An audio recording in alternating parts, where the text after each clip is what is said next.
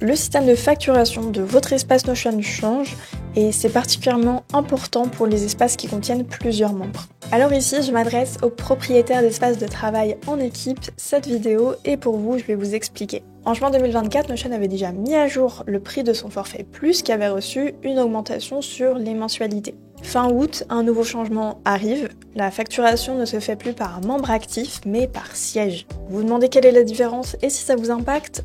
Je vais vous expliquer. Les membres actifs sont le nombre de membres qui sont sur votre espace Notion à un moment T. Et ce système de siège, ce sont des places que vous payez pour l'entièreté de votre cycle de facturation. Je vous donne un exemple pour que ce soit plus concret. Auparavant, si vous aviez 10 membres sur votre espace Notion et que l'un d'entre eux partait, il y avait un prorata qui était appliqué sur votre facture sous forme de crédit de la période de temps qui n'était pas utilisée. Aujourd'hui, si vous avez 10 membres actifs sur votre espace, alors vous payez 10 sièges. Si l'un d'entre eux part, le siège reste actif / facturé, même s'il est vide. Et cela jusqu'au prochain renouvellement de la facturation. Alors si vous avez une facturation annuelle, ça peut vite coûter cher si vous avez des changements dans votre équipe, que vous baissez le nombre de membres au cours des 12 mois du cycle.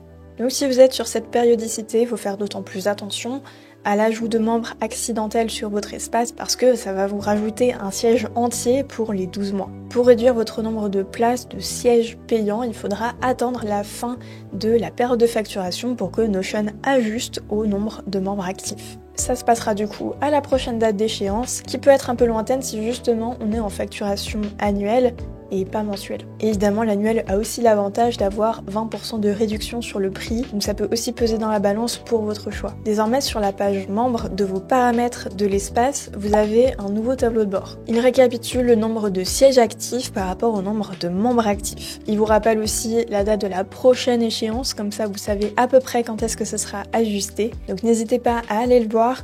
Il me semble quand même que l'interface met un petit peu de temps à être déployée, donc si vous ne l'avez pas encore, sachez que ça arrive. Si vous voulez connaître plus en détail la différence entre les membres et les invités, je vous invite à aller regarder cette vidéo sur laquelle j'explique tout ça. Notamment sur les invités, vous avez un certain quota gratuit sur votre espace qui évite toute cette partie facturation. Vous pouvez vous abonner à la chaîne pour suivre les actualités de Notion et je vous dis à très vite.